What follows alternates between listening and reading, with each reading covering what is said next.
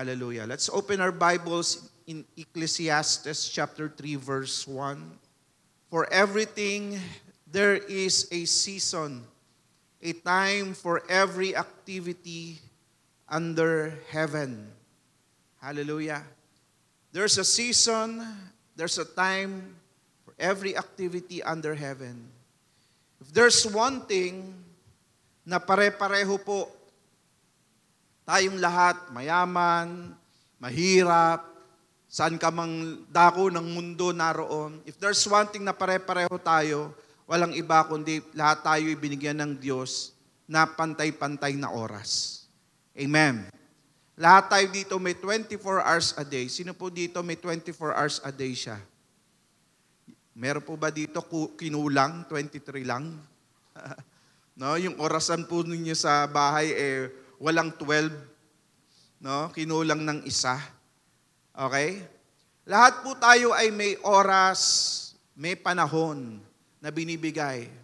And we have the power kung saan natin ito gugugulin, where to spend it and how to spend it.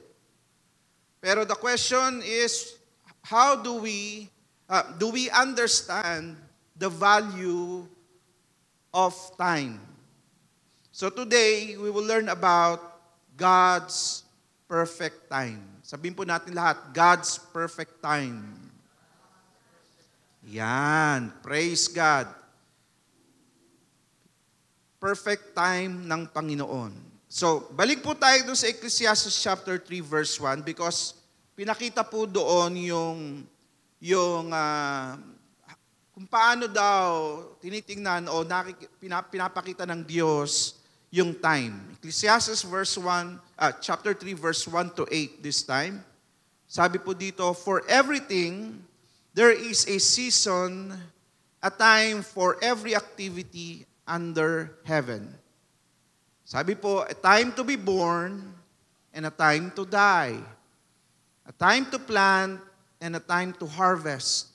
A time to kill and a time to heal. A time to tear down and a time to build up.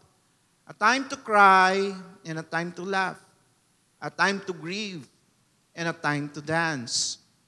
A time to scatter stones and a time to gather stones. A time to embrace and a time to turn away. A time to search and a time to quit searching. A time to keep and a time to throw away. A time to tear and a time to mend. A time to be quiet and a time to speak. A time to love and a time to hate. And a time for war and a time for peace. Okay? Lahat po yan, it involves time, it involves season. You see, time, yan po ay part ng buhay ng isang tao. It's part of our journey in our life. No? Yung time na lahat po tayo binigyan ng time ng Panginoon. Ako po, in my life, I've lived 48 years. Sabi ko nga, 48 years na. Tagal ko na pala. No? Yung mga kabaro ko dyan na mga 40 plus. No? I've lived a life of 48 years. Sabi ko nga 25 or 30 years to go na lang. Kasi lagpas na ako sa kalahati ng buhay ko. Di ba? 48 na eh. Kasi ang buhay po ng tao mga 80, no? Ganyan po, 80 plus. No? So sabi ko, lagpas na pala ako sa kalahati ng aking buhay. And I remember, Lord, no, ang dami pang gagawin, ang dami pang ipapagawa ang Diyos. Amen. Ako po ay naging Kristiyano for 28 years. No? Noong 1995, 28 years na akong Christian. And I've been a pastor for 21 years. No? That's my journey. No? That's my time with the Lord. No? For 48 years, ako po ay sa Panginoon, no, meron po akong 28 na nakakilala, 21 years na naglilingkod. And still, no, marami pa pong taon ang ibibigay ng Panginoon. Amen. Ganon din po sa atin lahat. Pero in this verse, makikita po natin there are different times and seasons. No, sino dito nabasa mo na to Ecclesiastes chapter 3? Amen. Hallelujah. No? Ito pong verse na ito, makikita po natin, ano pala to? Ganito pala yung buhay, no? Iba-iba ng season, iba-iba ng time, no?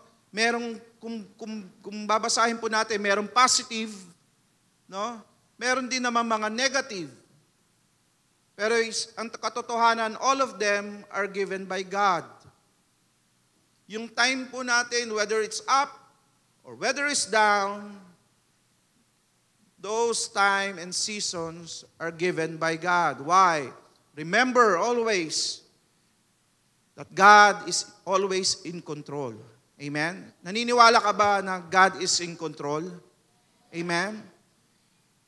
At yung season po natin, kahit po yan negative or positive, no, He is the God of order.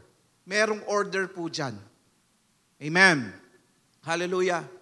And we must understand that God has His perfect timing. Ang Diyos po, no, ay merong perfect timing. God has His own plans for us. May plano ang Diyos, may timing ang Diyos para po sa ating lahat. And God will allow us to pass dito sa mga seasons na ito ng ating buhay. There will be a time of waiting, no?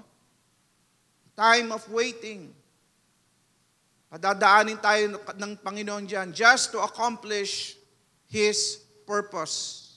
So today, let us learn the lessons, no, of God's timing and God's plan.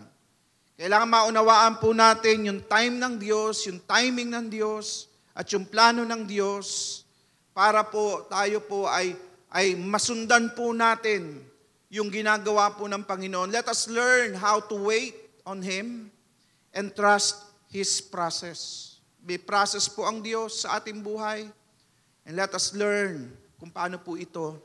So today, let us be encouraged as we understand the ways of God.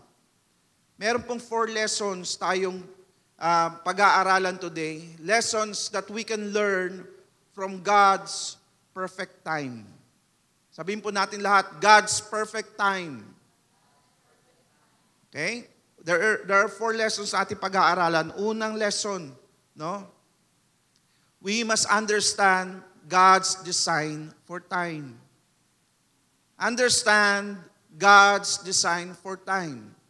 Pag hindi mo naunawaan yung time in God's perspective, ikaw ay maguguluhan, maiinip, ikaw ay maaburido. Bakit? Because iba po yung time ng Diyos sa time ng tao. God's time is different from man's time, from our time. Okay? Bigyan ko kayo ng example. 2 Peter chapter 3, verse 8. Sabi po dito, but you must not forget this one thing, dear friends. A day is like 1,000 years to the Lord, and 1,000 years is like a day. Tayo po, pag sinabing isang araw, that is 24 hours a day. Tama? Sa Diyos, pag sinabi mong isang araw, pwede itong 1,000 years, sabi ng Bible. It's like 1,000 years. And 1,000 years sa Diyos ay pwedeng 1 day lang.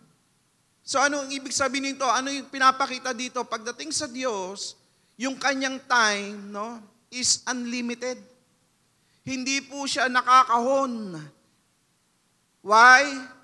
Because God is not bound by time. Because God is eternal. Amen. Napag-aralan po natin to last Sunday, no? About eternity, no? And this is something na more more real, no? More true than our reality today. Ang ating reality today ay temporary.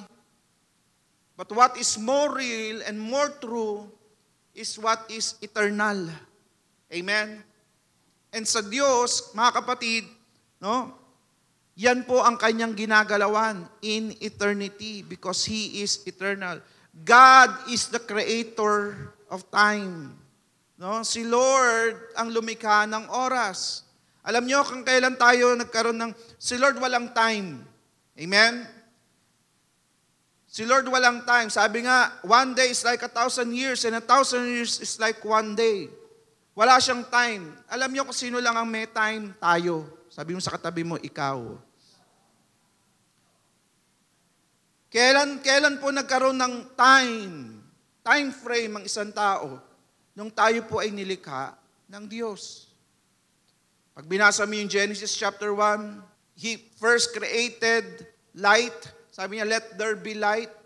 No? Tapos sinabi ng Lord, yun yung day 1. Amen? So, nung nagkaroon ng creation, no, doon lang nagkaroon ng time. Why? Kasi doon nagkaroon ng beginning. Amen? So, tayo po mga tao, no, nung tayo po inilikha ng Diyos, tayo po ngayon ay bound by time because we have been created. Meron tayong beginning. At meron din tayong end. Pero not with God. Why?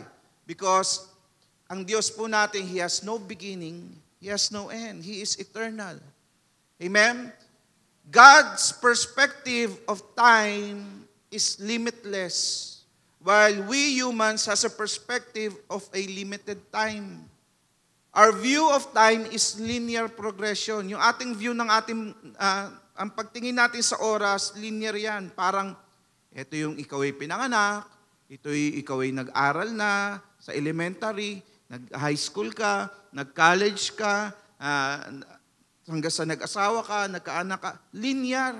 Kumbaga, merong beginning papuntang end. Ganyan po tumingin tayo pagdating sa time.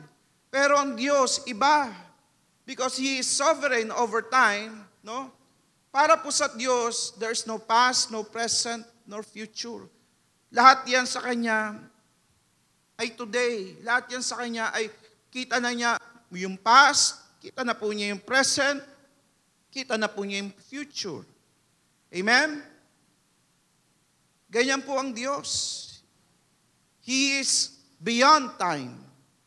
Amen? That is why God's plan, listen, dahil ang Diyos, alam niya yung past, present, and future, and He is eternal beyond time, that is why God's plan and timing are perfect. Dahil alam na ng Diyos yung beginning at end,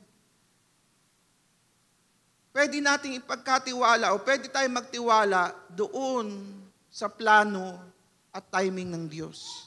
Kasi ang perspective ng Diyos, nakita na niya lahat. Amen. He can see beyond time and He is beyond time. Amen. So we can entrust our life to Him. Kaya alam mo kapatid, pwede mong ipagkatiwala yung buhay mo sa Diyos. At ikaw ay aasa na hindi ka mapapahamak at hindi ka kumbaga mapapasama. Amen? Bakit? Kasi alam na ng Diyos ang lahat. He is all-knowing. Nakita na niya, nabasa na niya, no? Kaya si Lord, no, pwede mong sabihin, yes, Lord, pinagkakatiwala ko lahat sa iyo. Kaya ang Panginoon, kapatid, pag mayroong sinasabi, pag may inuutos, pag may pinapakita sa iyo, ibig sabihin para sa Kanya, alam na niya yun. Nakita na niya yun. Amen. Ang Diyos hindi yung sasabihin niya, tapos saka pa lang siya gagawa. No. Alam na niya yun. Nakukuha po ba niya yun? No? Ganyan po ang Panginoon. We can entrust our life to Him, believing that even through different times and season ng ating buhay, God has a perfect plan. Kahit anong season, kahit anong time ng ating buhay, pwede tayong magtiwala sa Diyos na yung Kanyang plano is perfect. Minsan po ako po, ewan ko kung kayo po ini-imagine nyo ito. No? Nakakapanood po ba kayo ng mga sci-fi movies? Sino dito nanonood ng sci-fi movies? No? Minsan ako pag napapanood ko yung halimbawa yung mga merong time machine, no? Yung pwede kang pumunta sa future o pwede kang pumunta sa back in time. Minsan ako naiisip ko, sabi ko, mangyayari kaya yun? No, minsan may mga ganyan, yung mga conspiracy theory na mapapanood mo sasabihin na meron na mga tao nag-travel sa time, no, na bumalik na yung mga nasa future, bumalik sa past, or yung mga nasa past. Meron yan, ang dami niyang ganyan, nagkalat yan sa internet. Minsan ako iniisip ko, what if, no? Paano kaya kung magkaroon ako ng pagkakataon na mabuhay muli doon sa dati kong buhay? Na-imagine nyo na ba yun? Naisip nyo na ba yun? Ano kaya yung mga bagay na babaguhin ko? Ano ba yung mga bagay na, pag ako may pagkakataon, makabalik doon sa panahon na ako ay elementary, o kaya high school, o kaya yung makikilala ko pa lang siya. No? Ano kaya yung babaguhin mo? Ako, kung alam ko lang na ganun pala mangyayari, nako, iba na yung magiging desisyon ko. Amen? If we can only change yung past, no? Pero yun nga ang problema no? Wala, hindi pa na-invento yan. At mukhang malabo yan. Amen? Pero ano man yung pinagdaanan, no? Ano man yung season mo, sabi nga doon sa Ecclesiastes, no? Iba-iba yung season na nangyari. Kapatid, listen, yung mga seasons na yan, kahit hindi yan maganda o hindi maganda, you see, God is stitching those different seasons. Tinatahi-tahi ng Diyos yan, no? This different season in our life to produce a beautiful picture. Part yan ng beautiful picture, yung ibang season na yan. Amen? In Ecclesiastes chapter 3, no, binasa po natin kanina, makikita po natin that there is a cycle of time.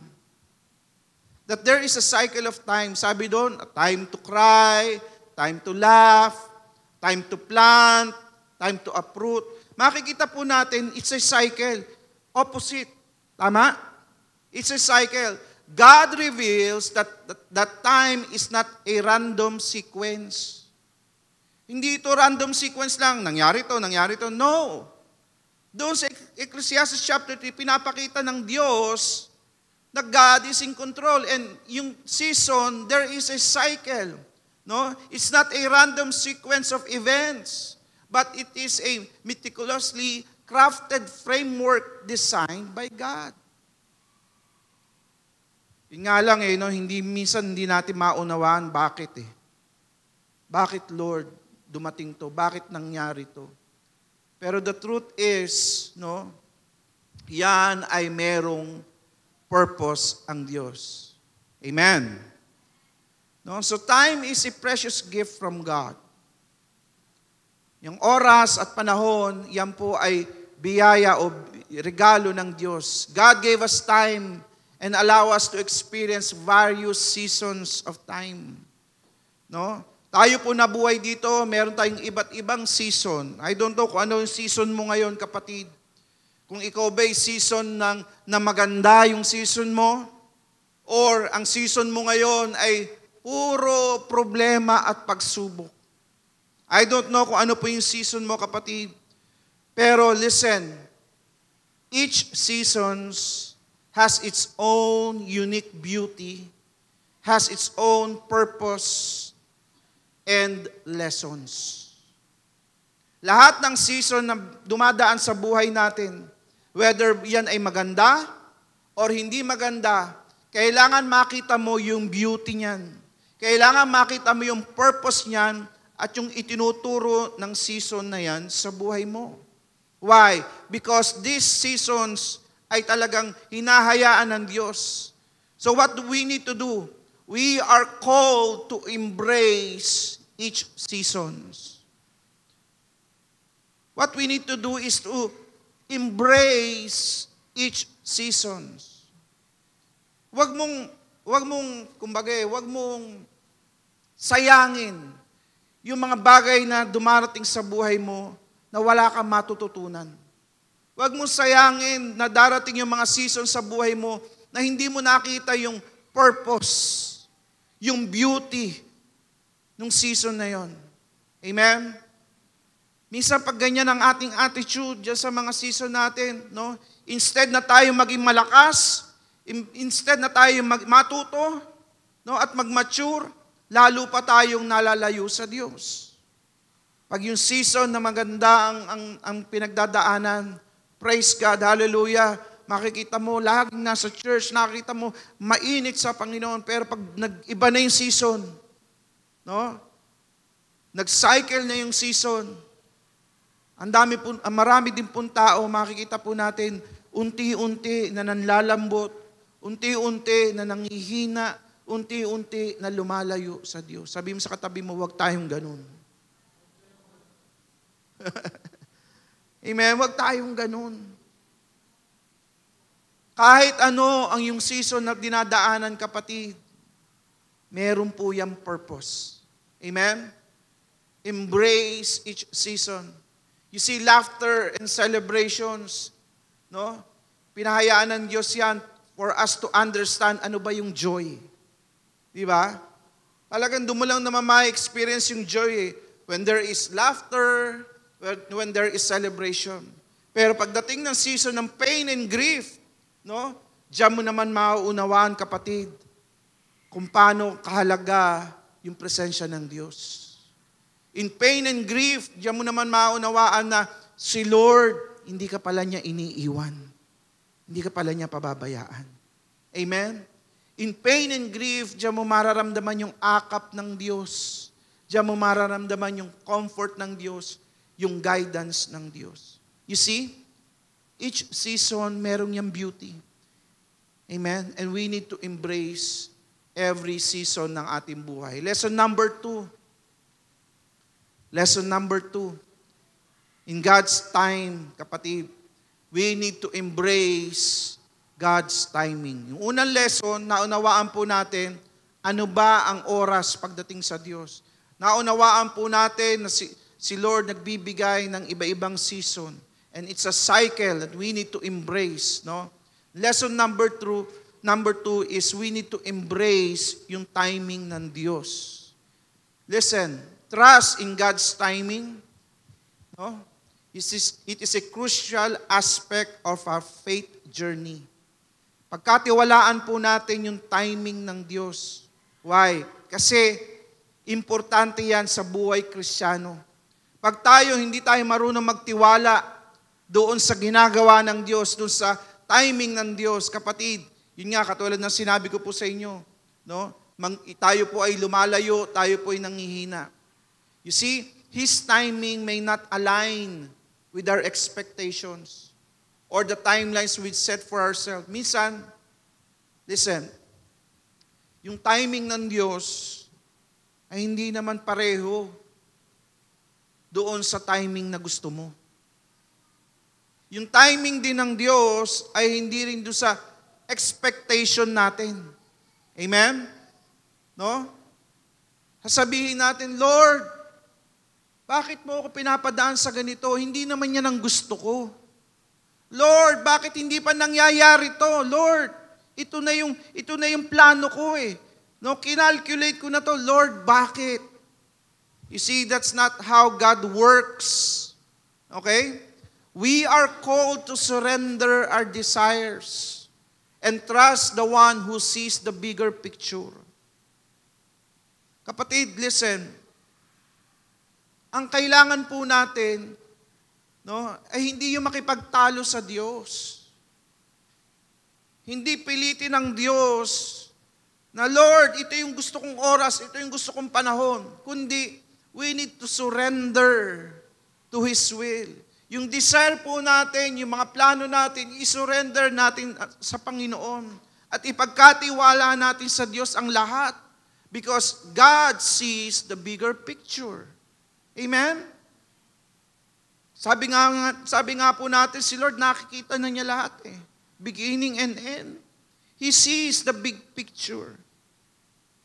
Kaya dapat magtiwala tayo sa Panginoon. Amen?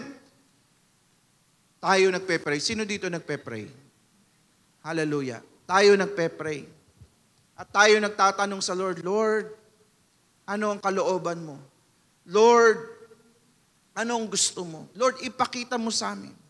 Humuhugot tayo, kumukuha tayo ng direction, no, sa Panginoon. Listen, si Lord, minsan ipapakita sa iyo yung beginning. Anak, ito yung nangyayari ngayon.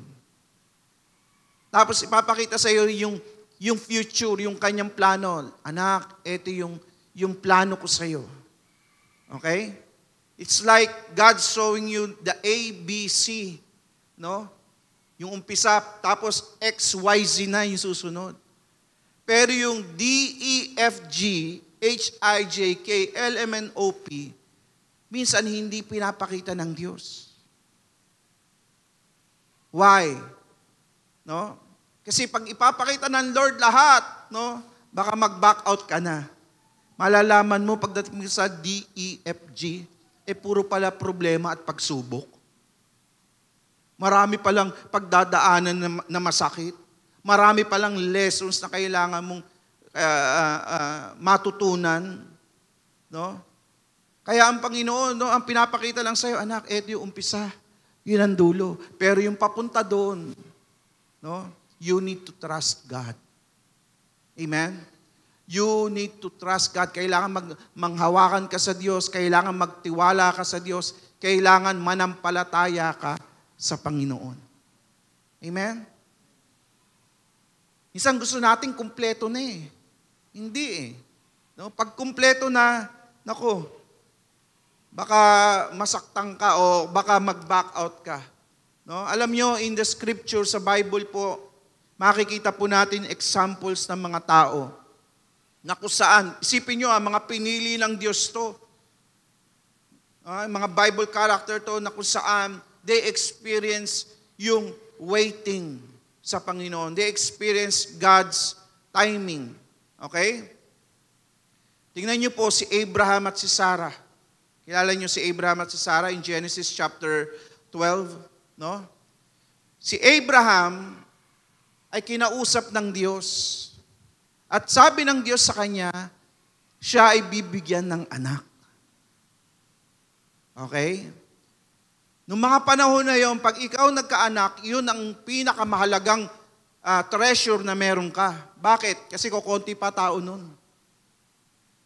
Kasi tingnan nyo, pag binasa nyo yung Bible, pag sila bumuo ng pamilya, no, at sila po ay maraming anak, nagiging tribe. Di ba? Pag naging tribe yan, dumami pa, nagiging city. Why? No? Kasi iyon ang isa sa kanilang mga aim, yun ang isa sa kanilang mga treasure, yung kanilang mga anak. Kaya noon, paramihan ng anak eh. No? Si Abraham, 75 years old. Matanda na.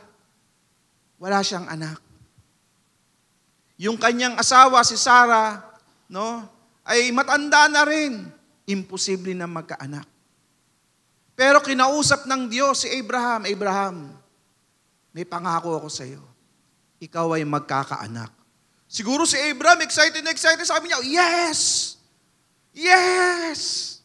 Hindi na ako mamaliitin ng aking mga kuya, ng aking mga kamag-anak. No? Yung mga kapitbahay ko, hindi na ako mamaliitin. Bakit? Magkakaanak na ako. Kasi pinangako ng Diyos yan. No? Pero 75 years old na siya. Matanda na. No? Sino dito 75 years old?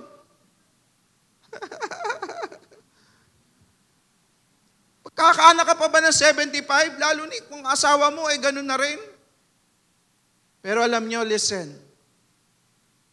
Alam nyo kung kailan nagkaanak si Abraham, kailan lumabas si Isaac, yung kaisa-isa nilang anak? Nung 100 years old na si Abraham. Pinangakuan siya ng Diyos nung 75 years. Naghintay pa sila mag-asawa ng 25 years. OMG. Para bang ngayon, no, nung sinabi sa'yo ng Lord, no, ikaw ay magiging milyonaryo. Yeah! Bilyonaryo. Yes, Lord. Thank you, Lord. Pero after 25 years pa, 25 years pa ako mag-iipon pambayad ng Meralco, ng internet, ng mga masahero pa rin ako. 25 years pa, Lord. Di ba pwedeng bukas na or next week para taas paa na ako, Lord? Yung excitement ni Abraham, sabi niya, magkakaanak na ako. Pero 5 taon na, wala pa.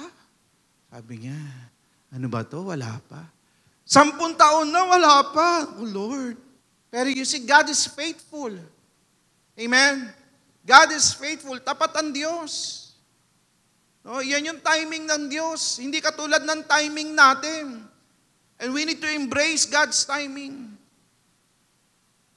Kasi ang plano ng Lord, nung pinangakuan si Abraham, he needs to wait for 25 years. Kung alam lang ni Abraham na 25 years, di ba? Sabihin niya, wag na lang, 25 years, ang tagal naman nun. Grabe. There are people in the Bible, mga pinili ng Diyos, pero they need to go to the process. Amen. Ganon din tayo. Si Joseph the dreamer. Joseph, no? Isa sa mga anak, no, isa po siya sa 12 tribe, no? Si Joseph, ano ang pangako ng Diyos sa kanya? Na naginip siya, di ba? Na nag-bow down yung mga unang-una, yung mga hinarvest niya, nag-bow down lahat ng sa kapatid niya, sa kanya. No? Nag-bow down din yung lahat ng stars at yung sun and moon sa kanya. So ano ibig sabihin? Ano interpretation? He will be a great person. He will be a great ruler. Amen? Pero nangyari ba yun overnight? Hindi. Ano pinagdaanan ni Joseph para siya maging second hand ni Pharaoh? Unang-una, kailangan niya ma-persecute. Pinagtulong-tulungan siya ng kanyang mga kapatid. Siya ay binenta, no, papuntang papuntang Egypt, no? Siya ay binenta papuntang Egypt. Hindi masarap 'yon.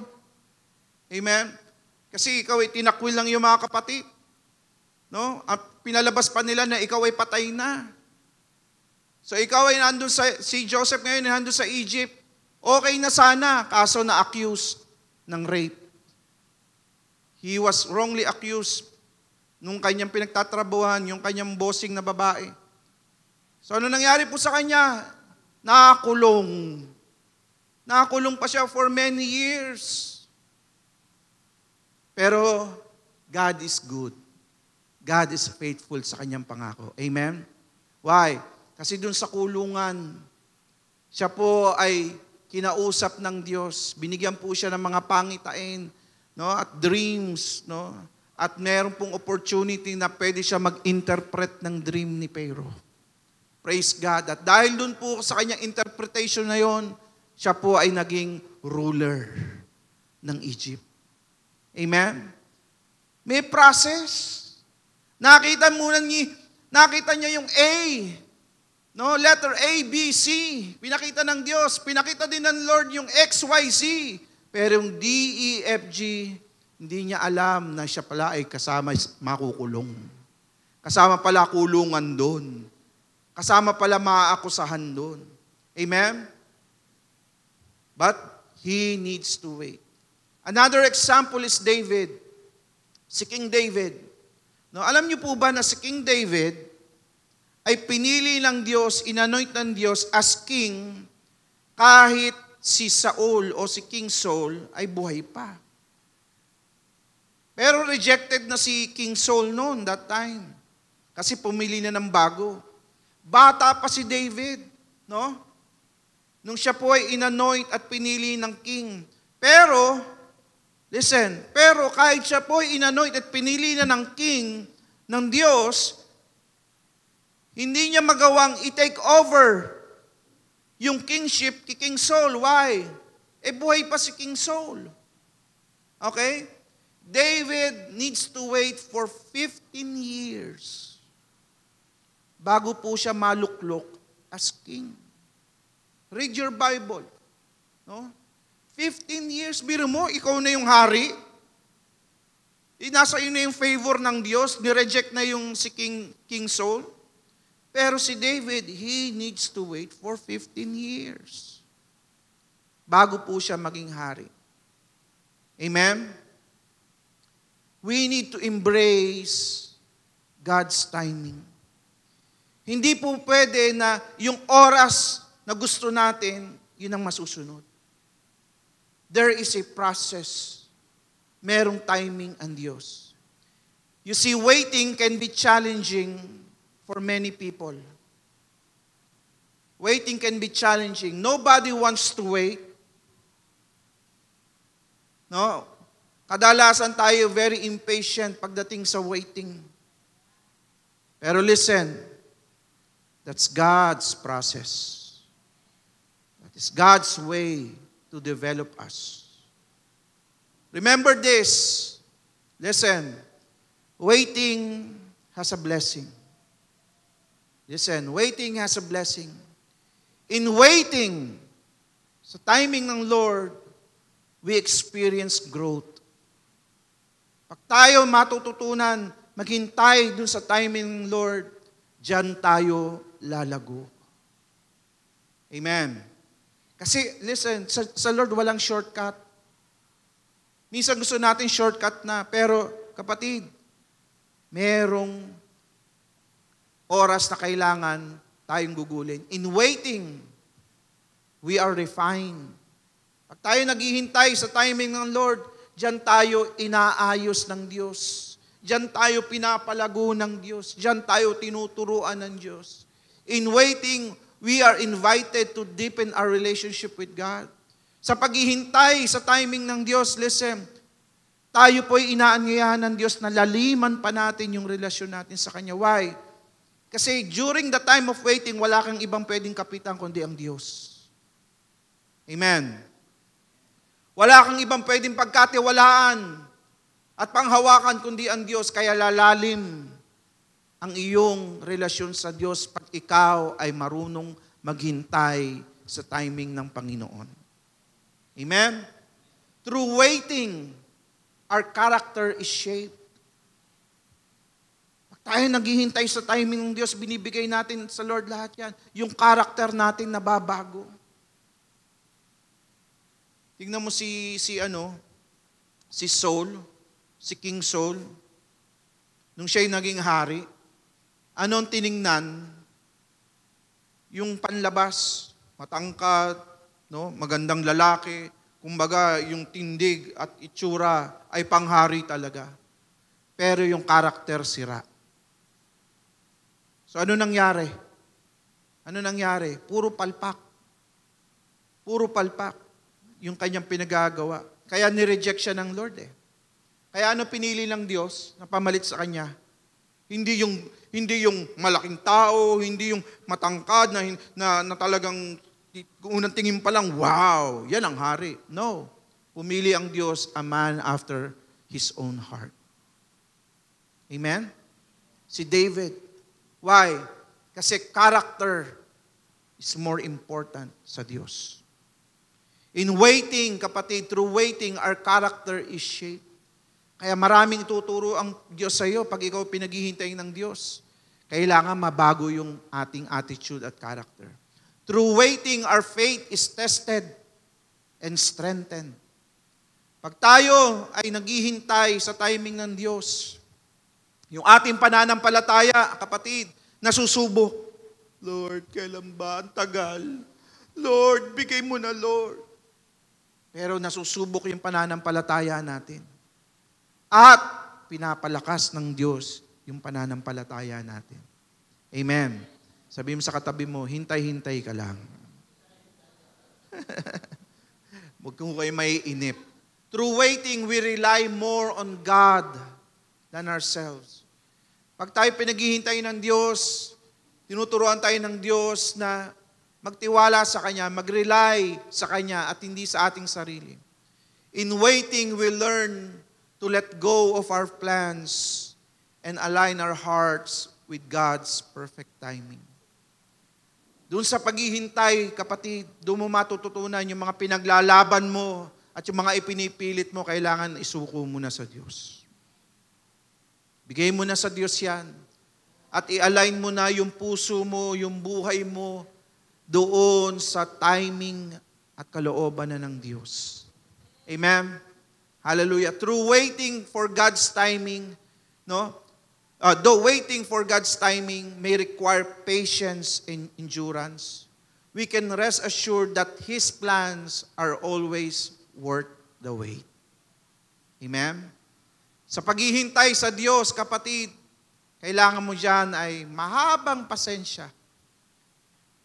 Pagpupursige, pero sinisigurado ng Diyos, it is worth the wait. Sabihin mo sa katabi mo, it is worth the wait. It is worth the wait. Amen. Lesson number 3, kapatid. In God's perfect time is discover the beauty of God's plan. Sa timing ng Lord, kapatid, yes, pinaghihintay tayo. Pero kailangan makita mo bakit there is God's plan. At makita mo dapat yung beauty of God's plan. You see, God is not limited by our own understanding. No? Yung plano po ng Diyos, no, ay hindi yan nalilimitahan doon sa ating alam. Halimbawa, no, dahil hindi mo nauunawaan, hindi mo alam yung bagay na yun, hindi ibig sabihin hindi yan sa'yo. Amen. Hindi ko naman alam yan. No? Bakit ako tatawagin maging pastor? Hindi naman, unang-una, wala naman akong alam sa Bible. Wala naman akong alam sa pagiging pastor. Ba't ako magiging pastor? No? Ganyan din yung dialogue ko nung una sa Diyos Hindi ibig sabihin ay hindi mo alam, ay hindi na rin yan ang plano ng Diyos sa'yo. Amen? Kasi si Lord, mas alam niya kung ano yung dapat para sa atin. No? You see, God's plan is not changed by our own desires and expectation. Dahil meron kang sariling desire, Lord, gusto ko ganito. Lord, ang ine-expect ko sa edad kong ganito, ay ganito na ako. Dapat, Lord, ganito, ganyan din ako Nagbilang din ako. Sabi ko, Lord, ako, ganitong edad, kailangan ganito na ako, Lord. Pag ganitong edad, etong edad ako mag-aasawa, Lord. Lord, ito po, pag ganitong edad, ito na dapat ako, Lord. Establish na, ito na. Ang dami kong plano. Ang dami kong desire. Ang dami kong expectation. Wala namang masama doon. Lahat tayo ano naman doon, entitled sa ganon. Pero you see, kahit may plano ka, meron kang desire, meron kang expectation, hindi pa rin mababago yung plano ng Diyos sa'yo. Amen? The plan of God is still the same. Okay? You see, God's plan for you are perfect. Perfect yung plano ng Diyos, even if it's beyond comprehension. Nung sabi ng Lord, gagamitin kita. Ikaw ay dadalhin ko sa iba't ibang lugar para mag-testify, para magsalita, mag-share ng gospel, magsalita ng aking salita. Sasabihin mo, Lord, ako. Mahiyain ako, Lord. Hindi ko nga kayang humarap sa tao. Pag humawak ko ng mic, gumaganyan yung mic Ni sariling buhay. Hindi, nanginginig ka lang.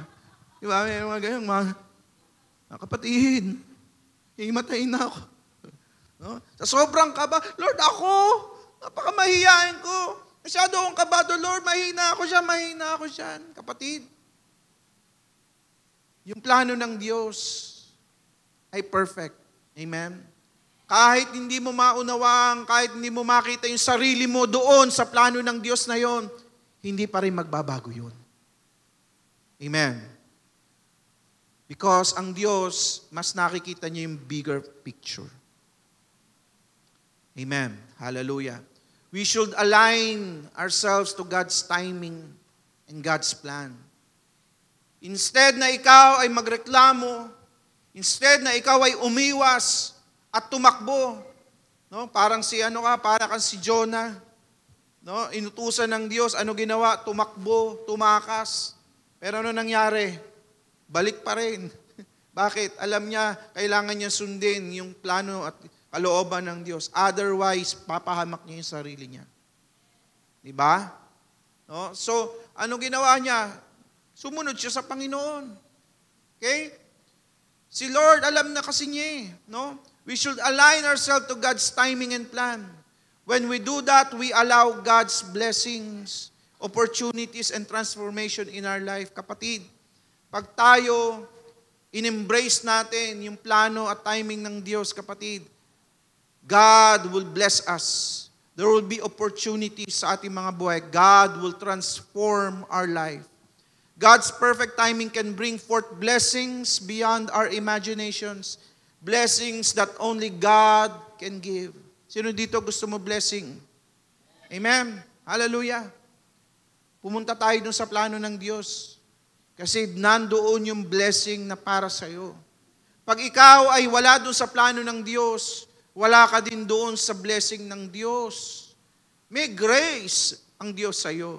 Pero yung blessing na naka-alat para sa iyo ay hindi mo may experience. Halimbawa, sabi ng Lord, para sa buhay mo, dito sa lugar na yan, diyan sa lugar na yan, diyan ko ibubuhos lahat ng aking plano, lahat ng aking blessing, opportunities at promotion para sa iyo. Pero sabi mo, Lord, ayoko, dito lang ako. Hindi mo may experience yung ibubuhos ng Diyos dito kung hindi mo ilalagay yung sarili mo dito sa lugar na ito. Amen. So, ano mangyayari sa'yo? Andito ka. May grace si Lord. Yes. Pero kung gusto mo, kapatid, yung talagang totoong blessing na galing sa Diyos, you need to align yourself dun sa plano at timing ng Diyos. Amen. Hallelujah. If we surrender our plans and allow Him to work, God will bring us to a level of blessing beyond our wildest dream. Dadalhin tayo ng Diyos dun sa blessing na magugulat ka. Sasabihin mo na lang sa sarili mo, thank you, Lord. Sasabihin mo na lang sa Lord, ikaw to. Sa timing ng Diyos, kapatid, doors will be open. Yung mga bagay na pinagpe-pray mo, Lord, bigay mo na, Lord, Lord, mangyari na. It will happen. In His time. Amen? Because this is part of His plan. Doors will be open, kapatid. May makakaroon ka ng mga opportunities na magugulat ka, si Lord na ang nagbibigay ng mga opportunities. Amen?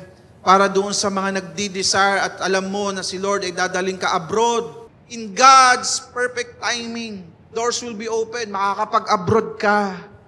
No? Yung perfect at tamang career para sa'yo, no? Doors will be open. Promotions, they will come in God's perfect timing. Yung business na matagal mo nang pinagpe-pray, yung business na dinidesire mo sa Lord, kapatid, in God's perfect timing, it will be open. Amen? You need to align, you just need to align yourself to His plan. Amen? In God's perfect timing, relationship will flourish. Yung mga relasyon natin na kung saan ay laging problematic, yung mga relasyon natin na kung saan ay lagi tayo nagpapasakit ng ulo natin at nagpapasakit ng puso natin. Yun. Aayusin ni Lord yan. Sabi mo sa katabi mo, aayusin ni Lord yan.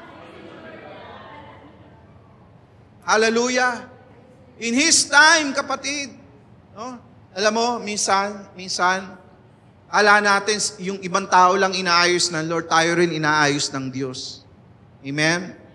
Kasi pag gusto ng Lord maayos ang pamilya, kasama ka doon sa inaayos. No, sa pamilya natin, kapatid, aayusin ni Lord yan sa asawa mo, no? Boyfriend man yan, girlfriend man, partner man yan, no?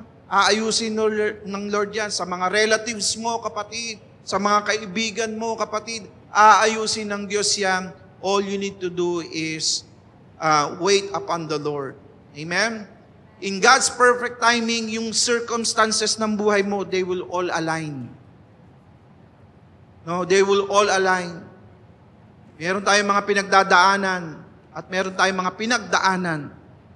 At meron pa tayong mga pagdadaanan. Listen, pag ikaw naka-align ka doon sa plano ng Diyos, in God's perfect timing, yung mga circumstances na yan, they will all align for God's glory. Amen?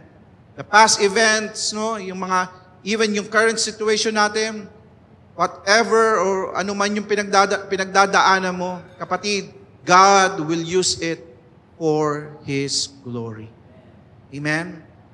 Your circumstances will align in God's time.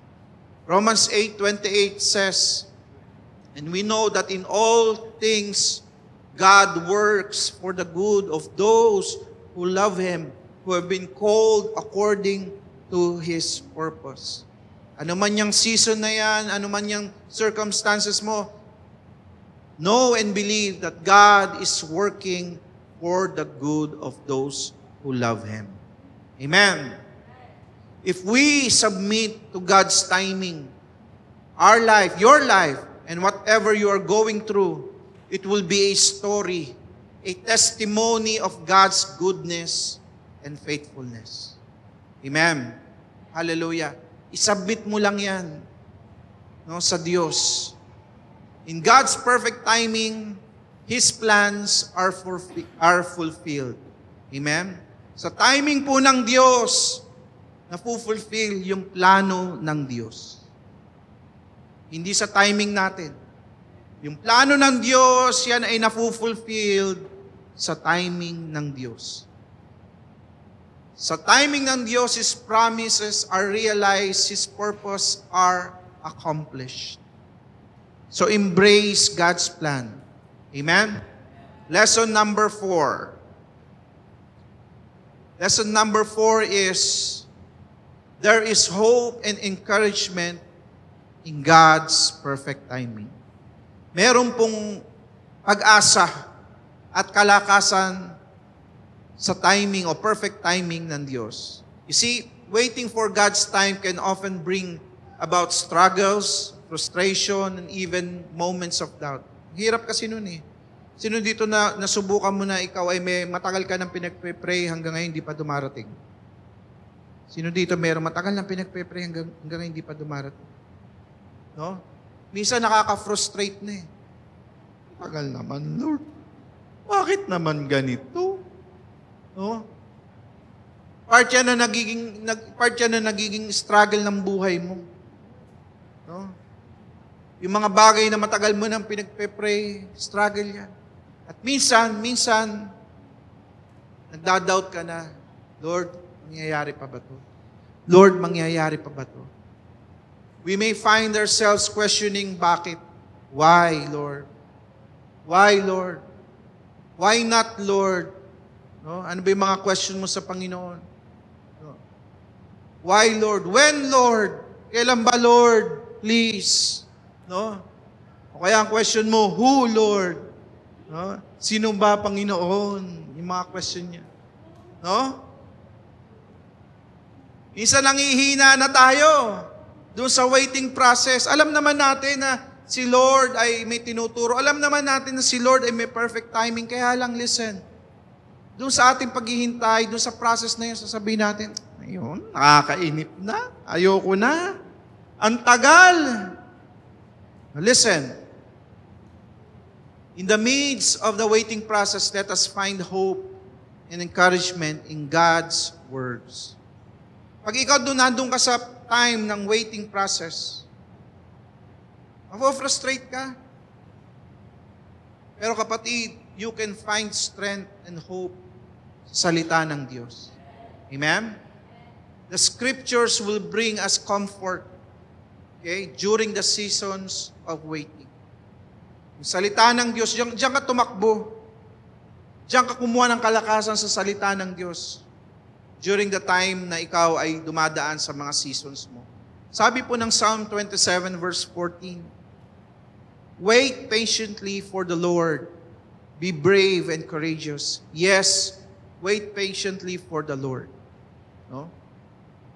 Maghintay daw tayo sa Diyos patiently.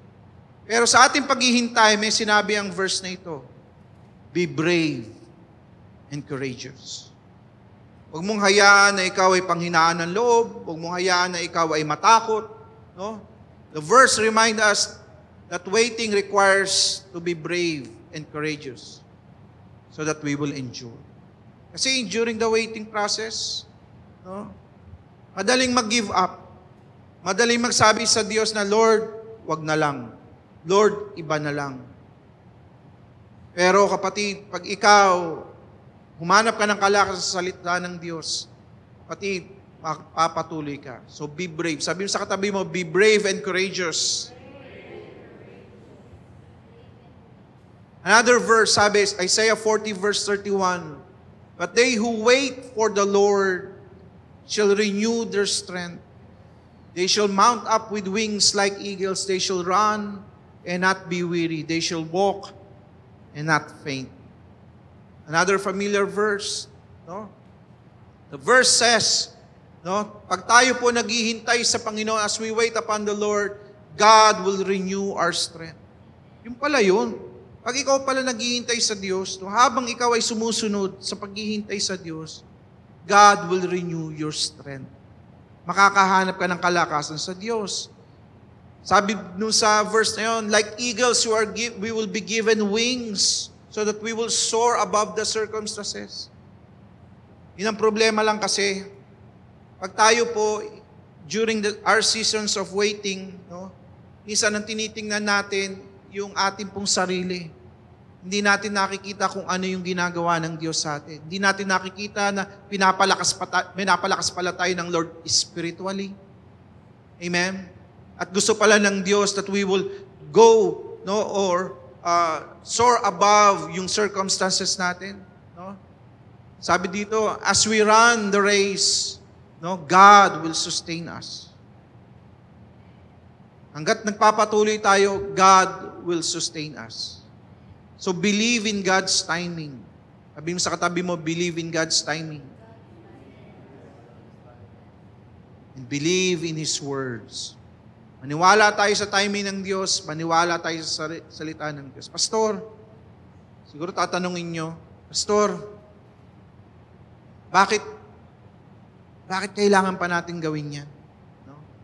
Yan ba pagkatapos natin maghintay, pataas na mag-endure, talaga bang mangyayari yung plano ng Diyos? Now listen, you see, God has a perfect track record of fulfilling every words and promises that He made.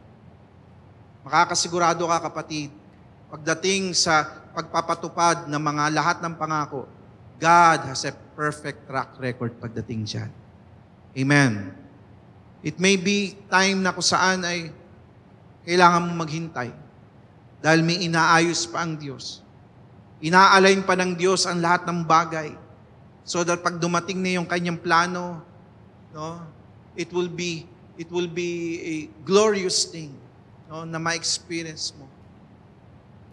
Definitely mangyayari yan sa atin. Kapatid, trust in the Lord. Trust in His timing. Embrace the lessons, kapatid, na tinuturo ng Diyos. Grow sa Panginoon. There is refinement when we wait upon Him. Trust His timing.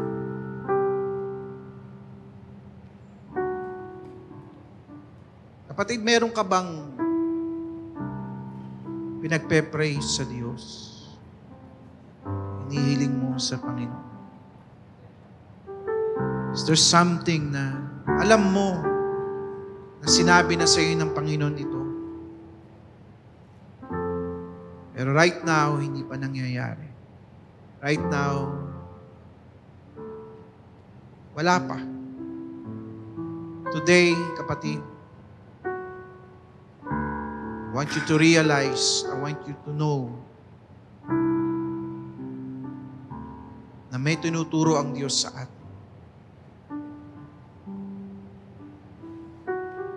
We need to wait upon Him and allow Him to have His way, His time. Right now, ano man bagay ito, kapatid, yung matagal mo nang hinihingi, nagpe-pray at alam mo na kalooban ng Diyos. Right now, I'd like you to talk to God right now. And pray. Sabihin mo sa Panginoon, Lord, Magtitiwala ako sa iyo. Nanampalataya ako sa iyo. Na mas alam mo ang mabuti para sa akin. Pwede mo bang ibigay sa Diyos yan? Ipagkatiwala mo sa Diyos yan.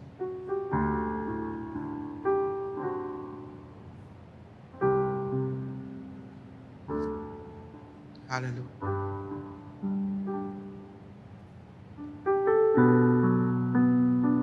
Panginoon, sa aming buhay, Panginoon, alam po namin na Ikaw ay may plano. Nakita po namin, Panginoon, na mas maganda ang plano mo kaysa sa plano po namin.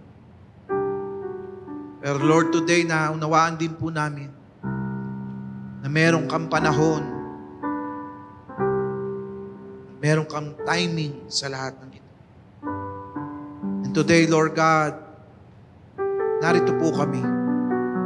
Kung kami po'y dinadala mo sa season na kung saan kami ay kailangan maghintay sa iyo, narito po kami. We submit ourselves to you. We pray, Lord God, in the season of waiting, may we grow more and more mature sa iyo. I-shape mo po, Lord, yung aming character. Turuan niyo po kami, Panginoon, magtiwala, manampalataya sa iyo lang. Panghawakan, Panginoon, ang lahat ng pangako mo. Lord, in this season, Panginoon, na kung saan hindi pa dumarating, Lord God, yung mga promises mo at pangako mo, Panginoon. May you find us faithful. May you find us, Lord God, na ipinaglalaban pa rin po namin to in the Spirit. Lord, in the name of Jesus, alam po namin, Lord God, nagagawin mo po ito, Lord God, sa aming buhay. In your perfect time, Panginoon. Kaya po, Lord, let your will be done. Let your will be done, Panginoon. Lord, salamat po, Panginoon. Tinataas po namin, Lord God, yung aming mga prayer requests sa iyo. Itong mga batagal na po namin pinagpe-pray. Lord, ikaw na po ang bahala. Let your will be done. Basta po kami, Panginoon, alam po namin, Lord God, you will never leave us nor forsake us. Alam po namin, Panginoon, Lord, na you are in control and you are doing something wonderful for us. Thank you, Lord God. Thank you, Lord Jesus. Hallelujah. Salamat po. Bine-bless ko po inyong mga anak. Continue, Lord God, na kami turuan mo, Panginoon. Thank you, Lord God. In Jesus' name we pray. Amen. Amen. Palakpakan po natin ang Panginoon.